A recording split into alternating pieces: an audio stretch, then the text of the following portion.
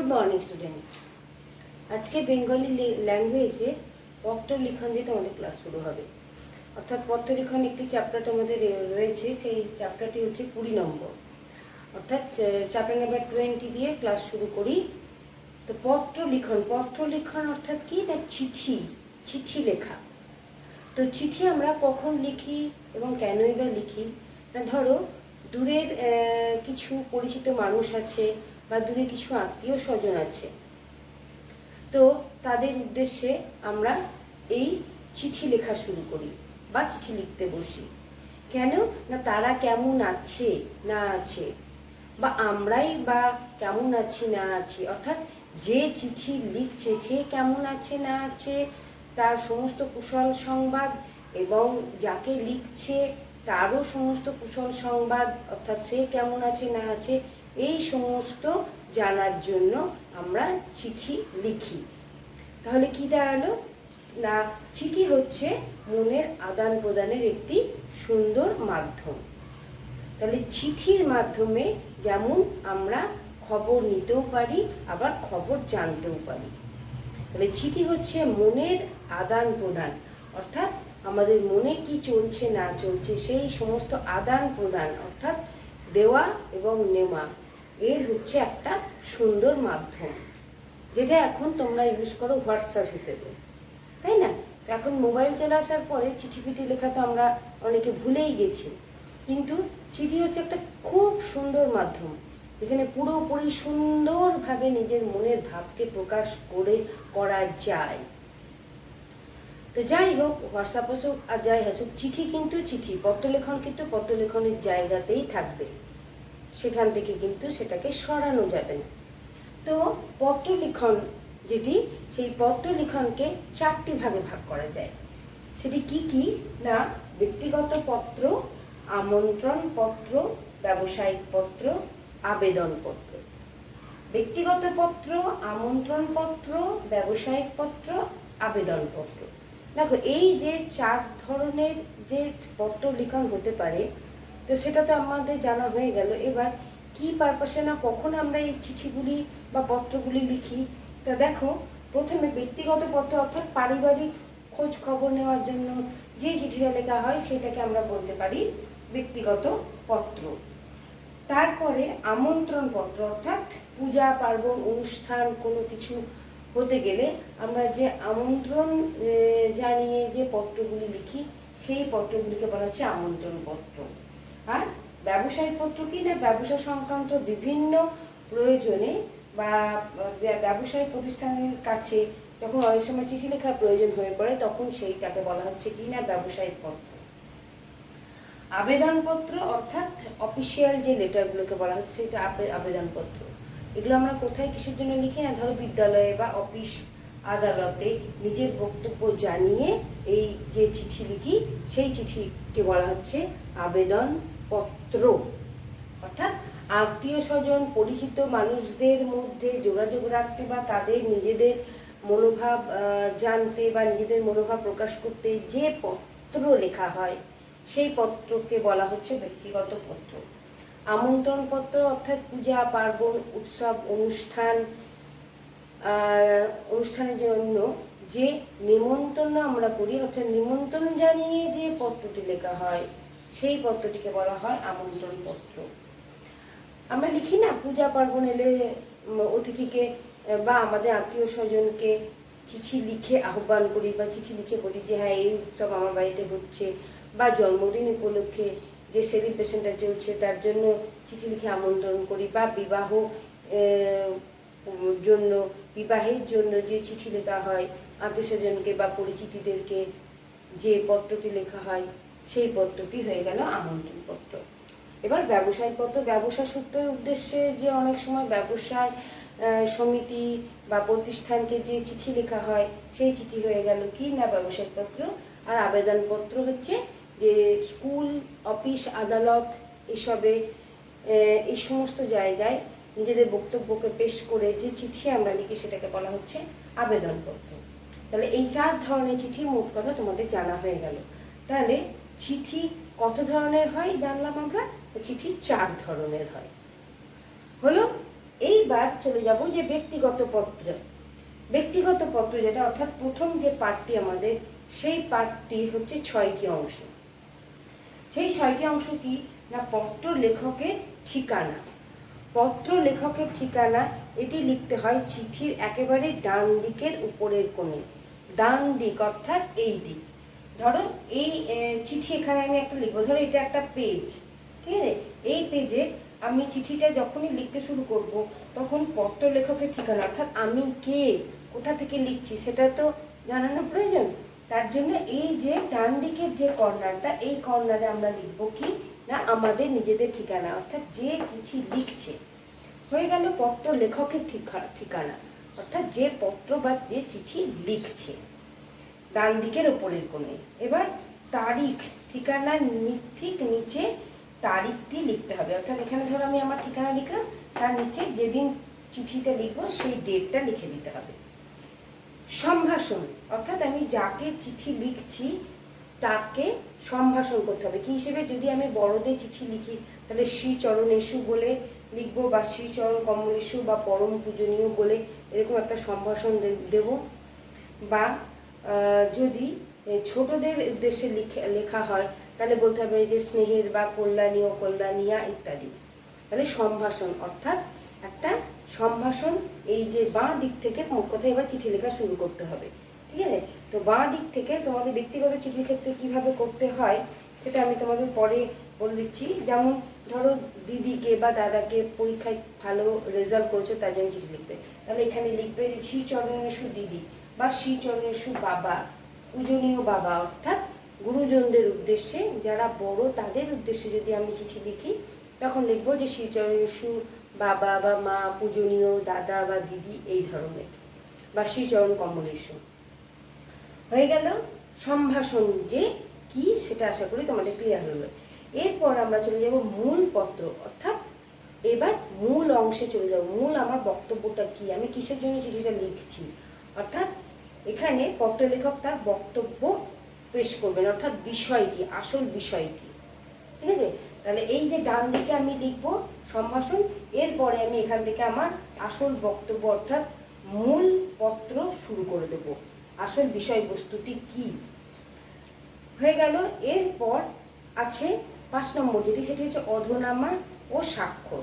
চিঠি শেষ করার পরে গুরুজনদের কাছে বিনীত বা নিবেদক এই কথাটি অবশ্যই লিখতে হয়। ছোটদের কাছে হলে আশীর্বাদক, বা বন্ধু বান্ধবদের কাছে হলে প্রীতিমুগ্ধ, এইভাবে লিখতে হবে। অপরিচিত লোকের কাছে হলে বিনীত, ভবদীয়, এই ধরনের। আর যদি শিক্ষক শিক্ষিকার কাছে চিঠি লেখা হয় তাহলে আপনার একান্ত অনুগত ছাত্র বা ছাত্রী ইত্যাদি। এগুলি লেখার পরে পত্র লেখকের নিজের নামটি অবশ্যই লিখতে হবে। আর চিঠি শেষ করার আগে ইতি দিয়ে শেষ করতে হবে। ইতি শব্দের অর্থ অর্থাৎ শেষ, অর্থাৎ চিঠি শেষ হলো, চিঠিটি শেষ হলো, ঠিক আছে।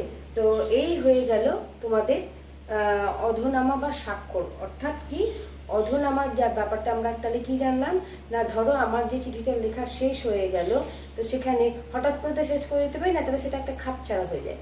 তাহলে কি লিখবো, সেখানে বিভিন্ন শব্দ ইউজ করা যায়, যেমন বিনীত বা বিনীতা, বা এখানে লেখা যেতে পারে নিবেদক, অর্থাৎ যে নিবেদন করলো, মূল বিষয়বস্তুটি যে নিবেদন করলো তাকে বলা হচ্ছে নিবেদক। তাহলে নিবেদক, বিনীত, বিনীতা ইত্যাদি এই সমস্ত লিখে তারপরে যদি বন্ধু বান্ধবদের কাছে চিঠি লেখা হয় তাহলে প্রীতিমুগ্ধ, এইটি। অর্থাৎ এইখানে ধরো আমরা চিঠি লিখছি, চিঠি লেখা শেষ হয়ে গেল, এই যে পোর্শনটা, এই পোর্শনে এখানে আমি লিখবো যে বিনীত বা নিবেদক বা প্রীতিমুগ্ধ দিয়ে নিজের নাম। অর্থাৎ আমি ধরো কাউকে চিঠি লিখছি, তাহলে এখানে আমি আমার নাম নিবেদক লিখলাম, এখানে আমি আমার নাম লিখে দিলাম, ঠিক আছে। তাহলে বোঝা গেল যে হ্যাঁ, স্বাক্ষর অর্থাৎ যে তুমি তোমার যে নামটি লিখছো সেইটাকে বলা হচ্ছে স্বাক্ষর। হয়ে গেল। তাহলে অধনামা অর্থাৎ কি, চিঠি লেখার শেষে তোমাকে একটি লিখে দিতে হবে একটি শব্দের দ্বারা, যে বিনীত, নিবেদক এই শব্দের দ্বারা লিখে দিতে হবে যে এটি হচ্ছে অধনামা, এবং স্বাক্ষর অর্থাৎ তোমার নামটি। হয়ে গেল, ক্লিয়ার। এইবার 6 নম্বর যেটা হচ্ছে প্রাপকের নাম ও ঠিকানা। প্রাপকের নাম ও ঠিকানা, পোস্টকার্ডে যদি চিঠি লেখো সেখানে অর্থাৎ কি না অ্যাড্রেস, প্রাপক অর্থাৎ যে পাবে, যে চিঠিটাকে রিসিভ করবে, যে চিঠিটাকে পাবে, তার ঠিকানা অবশ্যই লিখতে হবে। ঠিকানা কিন্তু পুরো ডিটেলস থাকা চাই, সেখানে থাকবে নাম, ঠিকানা, পিন নম্বর, সবটাই কিন্তু পরিষ্কারভাবে থাকতে হবে। তা নাহলে কিন্তু সেখানে চিঠি যাবে না। অর্থাৎ চিঠি লেখা হয়ে গেল, সবই লেখা হয়ে গেল, শেষে যদি ঠিকানাটাই ঠিকঠাক না থাকে তাহলে সে যে উদ্দেশ্যে চিঠিটা লেখা হচ্ছিল সেটাই অপূর্ণ থেকে যাবে। ঠিক আছে, তাহলে পোস্টকার্ডের চিঠি লিখলে নির্দিষ্ট জায়গায় বা খামে চিঠি যেখানেই লেখো না কেন অবশ্যই সেখানে নাম, ঠিকানা, পিন কোড পরিষ্কার করে, পিন কোড অর্থাৎ পিন নাম্বার পরিষ্কার করে সেখানে লিখে দিতে হবে। হয়ে গেল। তাহলে এই যে অন্য অংশগুলি একই রকম থাকে। তাহলে চিঠির যে 6টি অংশ, সেই 6টি অংশকে অবশ্যই আমাদের লক্ষ্য করতে হবে।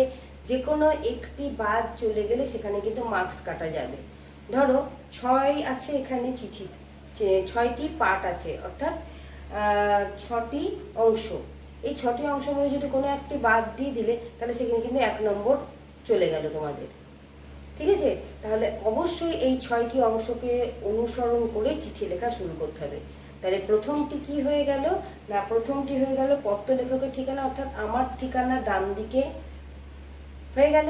তারপরে আমি শুরু করব সম্ভাষণ, যাকে লিখছি তাকে সম্ভাষণ করব।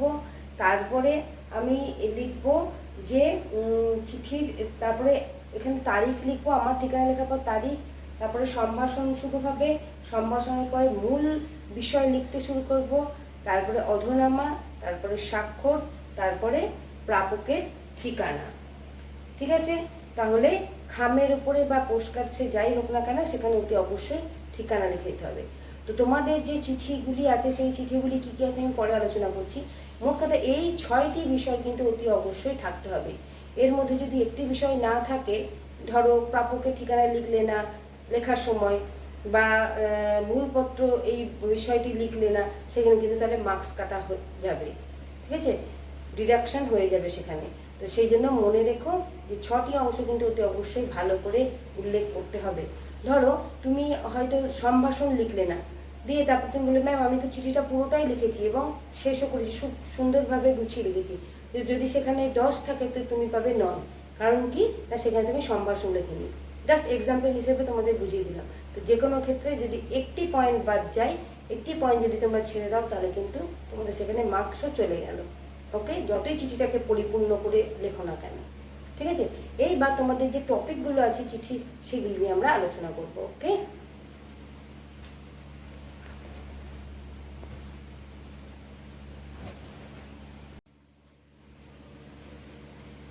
এইবার আমরা চলে যাব তোমাদের যে সিলেবাসে দেওয়া আছে যে চিঠিগুলি, সেই টপিকগুলির ওপরে আলোচনা করব আমরা। তো প্রথমেই তোমাদের দেখো 4 নম্বর পত্র এটি দেওয়া আছে। তো 4 নম্বর পত্রটি অর্থাৎ কি আছে এখানে না, তোমার জন্মদিনে তোমার এক বান্ধবীকে আসার নিমন্ত্রণ করে একটি পত্র লেখো। তাহলে এই যে নিমন্ত্রণ করে পত্র লিখবো, এই পত্রটি কোন পর্যায়ে পড়ছে না, এই পত্রটি পড়ছে আমন্ত্রণ পত্রে। অর্থাৎ আমন্ত্রণ পত্রের ক্ষেত্রেও প্রথমেই যে তোমাদের আমি 6টি অংশ আলোচনা করলাম সেই ব্যক্তিগত পত্রের মতোই হবে। সেখানে তুমি লিখে দেবে যে তোমার ঠিকানা, তারিখ এবং সম্ভাষণটি অবশ্যই হবে। তারপরে যেটা হবে মূল বিষয় বা মূল ভাব যেটা, তারপরে অধনামা, স্বাক্ষর এবং প্রাপকের ঠিকানা। অর্থাৎ ব্যক্তিগত পত্রের ক্ষেত্রে যেরকম 6টি অংশ, সেই আমন্ত্রণ পত্রের ক্ষেত্রেও কিন্তু 6টি অংশ তোমাকে করতে হবে। অর্থাৎ জন্মদিন যেটা, জন্মদিনে তোমার এক বান্ধবীকে তুমি নিমন্ত্রণ করতে চাও এই সম্বন্ধে পত্র, অর্থাৎ এটা হয়ে গেল আমন্ত্রণ পত্রের ক্ষেত্রে। তো জন্মদিনে তুমি কি করবে না করবে, কীভাবে তাকে আমন্ত্রণ করবে, সেটা চলে যাচ্ছে টোটালি মূল ভাবের উপরে বা মূল বিষয়ের উপরে। এরপরে তোমাদের আরেকটি পত্র আছে যেটি হচ্ছে তোমাদের ক্লাসের ছেলেমেয়েদের সাথে তুমি একদিন এক জায়গায় পিকনিকে গিয়েছিলে, সঙ্গে 2জন শিক্ষিকাও ছিলেন।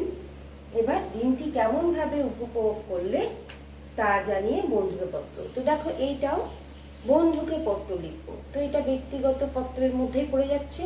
তো ব্যক্তিগত পত্রের ক্ষেত্রে যেরকম 6টি অংশ তোমাদের আলোচনা করা হলো, সেই 6টি অংশ উল্লেখ করে বা এই 6টি অংশকে লক্ষ্য করে তোমরা তোমাদের চিঠিটি লিখবে।